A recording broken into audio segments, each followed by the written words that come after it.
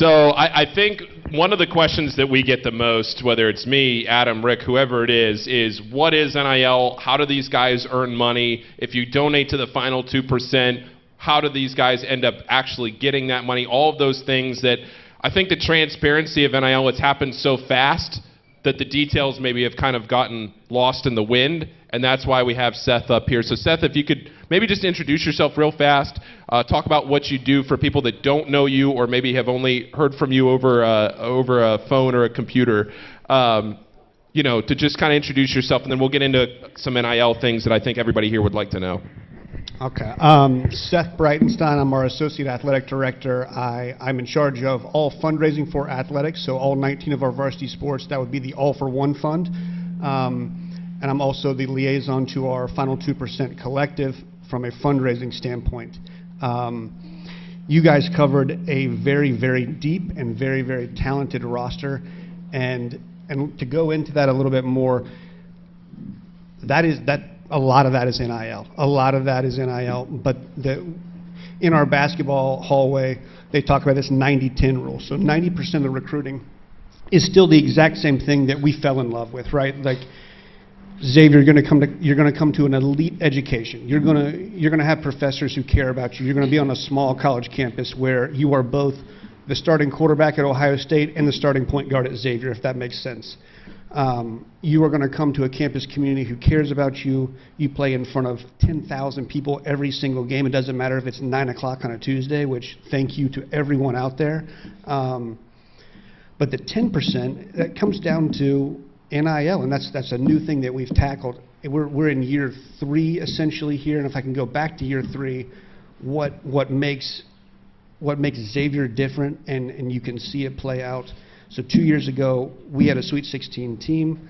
The last 4 Big East teams left in that tournament were also the 4 that had figured out NIL. And when I say figured out, I mean complete alignment. So from Dr. Hanich to our general counsel, to our athletic director, to our basketball staff, to the person who leads our collective, it is this seamless line of, we understand how important this is. And that's what separates us. It is remarkable. Kevin Bean is, he's a retired VP executive. He's the president of the Final 2%, handpicked. He works his tail off and he does it for free. It is special relationship that we have there, and very, very happy about that. To touch on kind of how it works, why is there a collective at all, right? I mean, what is why can't we just give to All for One and send that through? Think about it like this, from a name, image, and likeness, right? I tell you what, as a former college football player, thank you, I would have made a killing in NIL for Rogaine or Keeps or Hims or something like that. And but you have to have someone approach you, and the person that we're looking for, right, is someone that owns a business, someone that controls a marketing spend for a business. But not everyone can do that. They still want to support Xavier. They want Xavier to be really, really talented, really, really good and strong in the recruiting front, and give Sean the opportunity to develop those young men. But not everybody can do that. So a collective is formed, and it is pooling your money so that we can provide opportunities for our players. And our model is really, really cool. True mission and identity of Xavier University, they work with not-for-profits in the general region of Cincinnati here. One of them is 1 in 5, so that is suicide prevention, mental health awareness. One of them is the Varner Foundation, foster care. There's plenty of examples, from the Friars Club to the Boys and Girls Club of Avondale, and when you come in as a recruit, and you and your family are meeting with Coach and his staff, and I love how you guys call him Sean. He is Coach. First name, that's brave. So when you come down, like Quincy Oliveri is an incredible example here. He and his mom sat down, and they're going through, and we just ask him, what's something meaningful to you? Like, what do you want to be a spokesperson for? And he was like, childhood literacy, immediately. Okay, that's awesome. I love to hear that, right? Plenty of them are just helping the youth of this community understand, and that works 2 ways. So Quincy would go and he would pick up a 5th grader. sorry, Rick, he would go and pick up a fifth grader from school, like, and walk him down to the Friars Club. Can you imagine Quincy Oliveri picking you up from, like, you are immediately Superman. You have all the street cred in the world because a superstar just picked you up.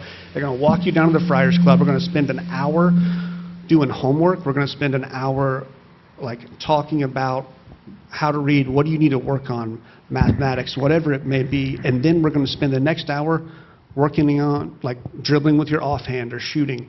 Those moments that happen organically for our players, they get paid to do that. But that is the meaningful, incredible work that they're doing in the community. I have another example. This is Sule Boom, Colby Jones, Jack Nungy, and this one hits really close to home for me. They got paid for this, but I'm the father of 2 daughters, right? I have a 2-year-old and a 4-year-old. At some point, they're going to look at me and say, like, yeah, Dad, I don't actually care what you have to say anymore. You're not resonating.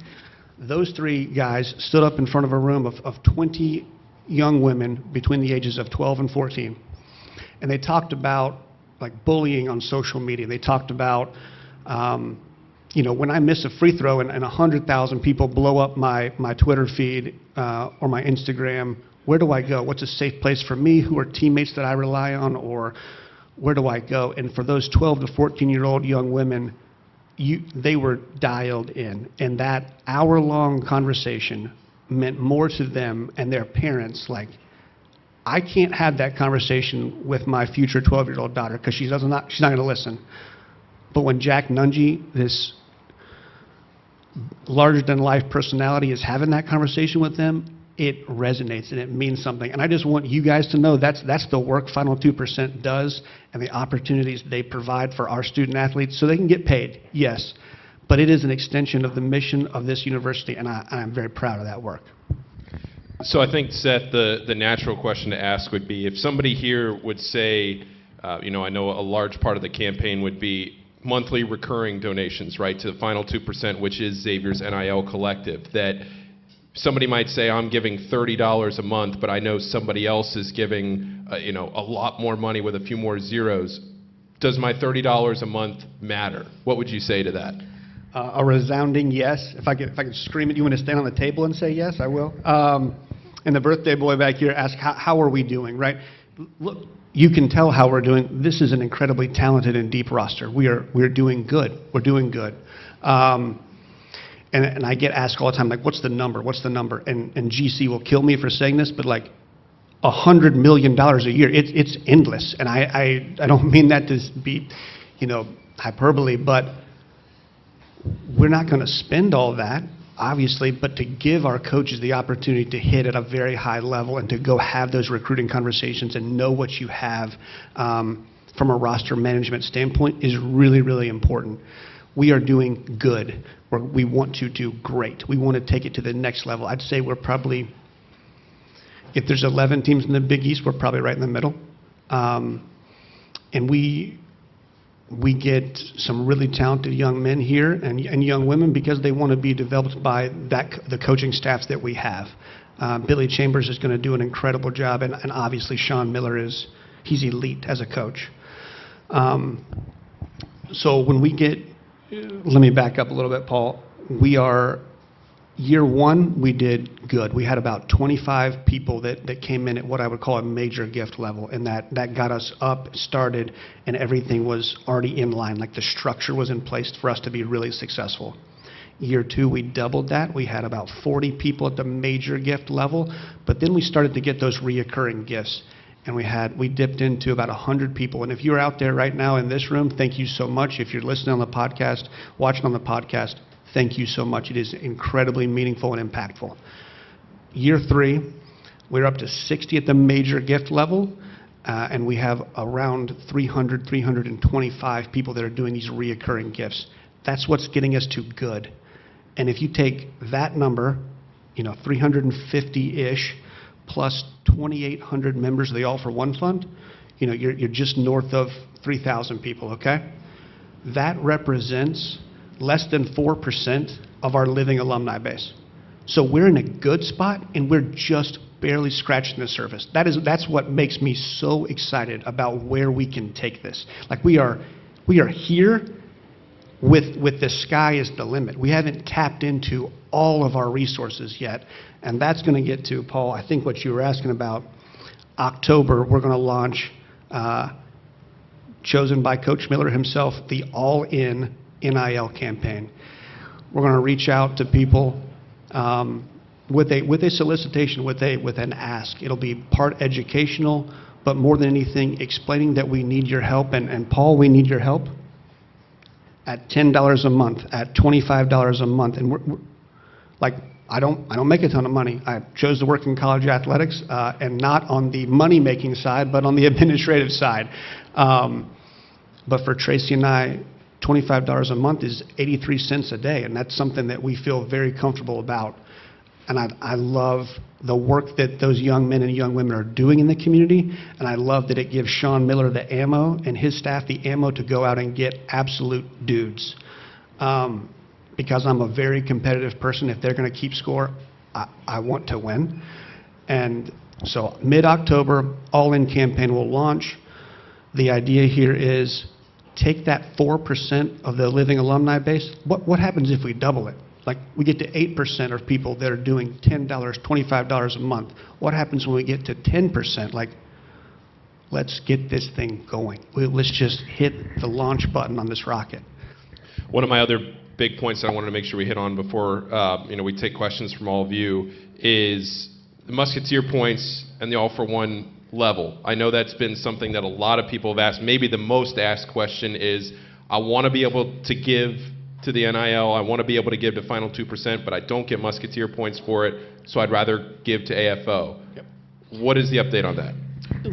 Great question. And I don't want to say, we still need all-for-one fund support as well. It can't be either or, right? I mean, we are in the position to attack NIL because we have incredible facilities. We have a good operating budget. We have all of the things in place that make us one of those top 30 programs in the country. And if you compare to the other 300 plus, every day they're worried about, oh my God, well, we got to have facilities. We got to upgrade our locker room. We got to do all these things and NIL for us. And if you ask Sean, he would tell you NIL is the most important thing for Xavier basketball right now. It is the most impactful thing, and whether you are in Alaska or Texas, California, or you are sitting right here in this room, you can make a direct impact on this team's ability to get talent and give that talent to one of the greatest coaches, in my opinion, of all time. 2 points. This is great news. Starting September 1st, so retroactively September 1st, you will earn Musketeer points for gifts to Final 2% at the exact same ratio that the All-for-One Fund awards or earns points.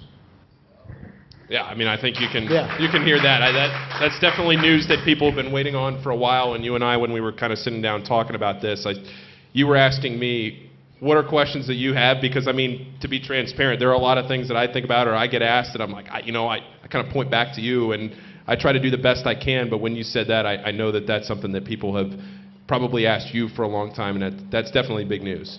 I think it's incredible, and a huge tip of the cap to our compliance office, to our general counsel for helping us navigate that and get to a yes. Like there's so many things that go into an elite basketball program like we have, and I am so lucky to work on a staff led by Greg Christopher, led by Colleen Hanich, that is just surrounded like, we're going to make this thing go. And we don't sit around in meetings and talk about conference championships. We talk about national championships. And I'm going to say that again. The only thing we're talking about is national championships. Like, that's the goal. That's always the goal. Of course, we're going to graduate young men and young women. They're going to have a great experience. But let's put some trophies in the trophy case. Seth, anything else that you have before we take questions from anybody here on NIL? No, let's go to questions, and I'll tell you, we can circle back to anything on the list. Yeah, I'll ask a question I asked you before. I'm just wondering on the NIL program, sort of how it ranks versus sort of the other, particularly the other teams in the Big East. I guess it's probably a little unfair to compare to sort of these big state schools with big football programs, but when you think about like-minded schools in the Big East, like size schools, how do you where is the Xavier NIL vis-a-vis some of those other schools? And then a second question, Xavier's kind of a small, obviously a small school, not a massive alumni base. It's sort of the same people who are being asked to give to NIL that historically have been given to the school in general. Do you see NIL, is NIL incremental to the money coming into the school, or are we cannibalizing some of the donations that had historically been going to the school for non-athletic reasons? So part one of the question is, where does Xavier fall in the NIL ranking with like-minded schools? And I'm going to take it a step further. Where are we across the country?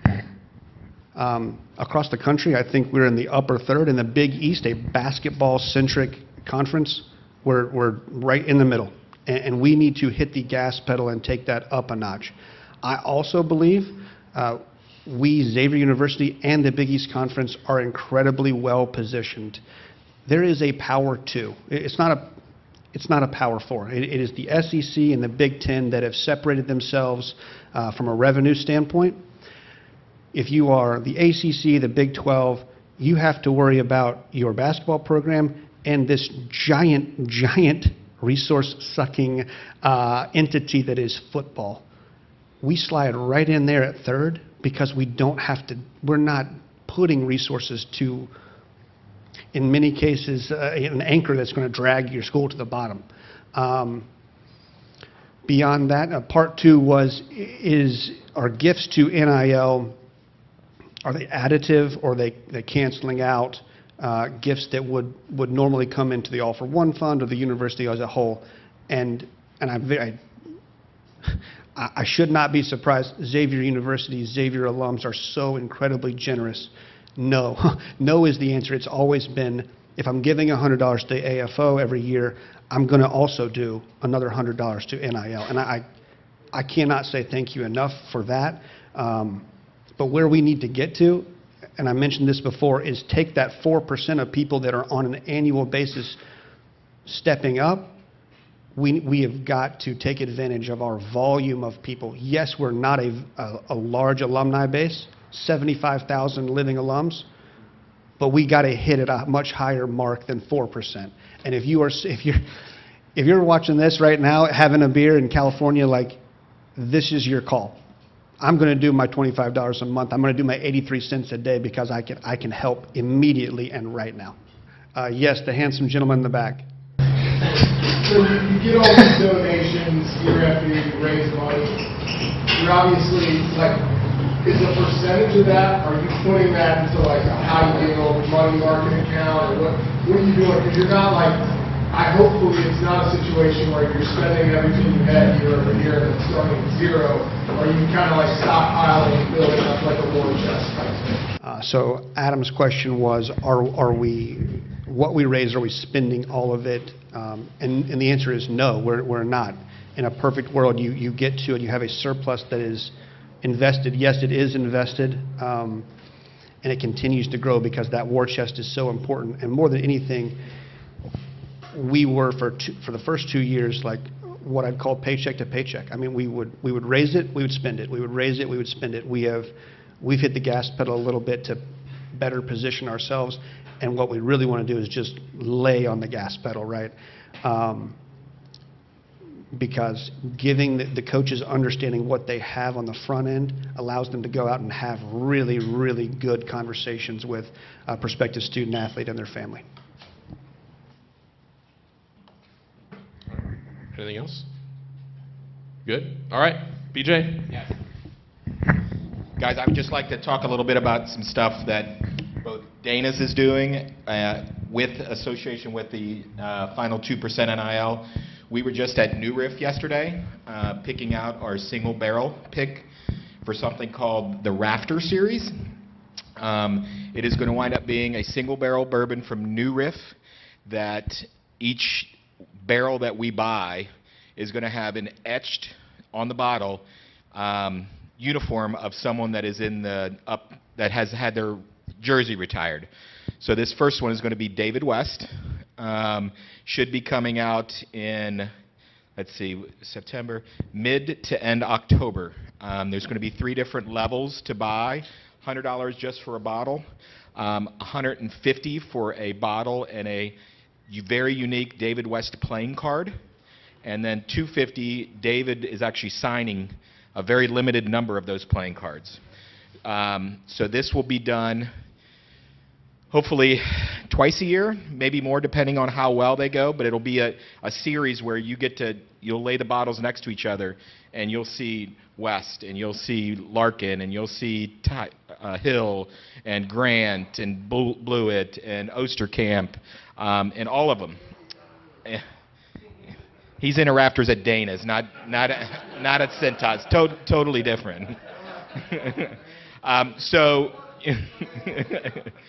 So if you could go to final2percent.com and kind of look at all the things that they're doing, what we did this first time too was for a $500 donation, there were people that got to go and actually help pick the barrel. We got a tour of the whole facility, tasting notes, the Rick House, it was just a very unique experience. And for that $500, you actually get a bottle as well. So that's good. And then the last thing that we're doing, this is actually through Dana's itself. It is benefiting, right now, it's either the men's baseball team or the men's and women's tennis team. We have a barrel pick of Corazon tequila, if everyone wants to turn around there. You get a nice Dana Gardens Buffalo Trace medallion with the bottle. It's $100 for a bottle. You just get the bottle. Of that, $60 of every bottle sold goes back to those teams. So if we sell 100 of those bottles, the baseball team or the tennis team gets $6,000, which is pretty significant for their fundraising for the year. That could be done through Dana's here only, and it's a Venmo type thing. It's not online. So you would give me a call, and I'd put you on our list and stuff like that. And then finally, one other thing is Saturday, October 7th, we have our yearly golf outing, which benefits the Xavier cheerleaders. If anybody is interested in either a whole sponsor or a foursome, just talk to me individually, and we'll set stuff up for that. Any questions about the bourbon or the tequila or anything? All righty, thanks, guys.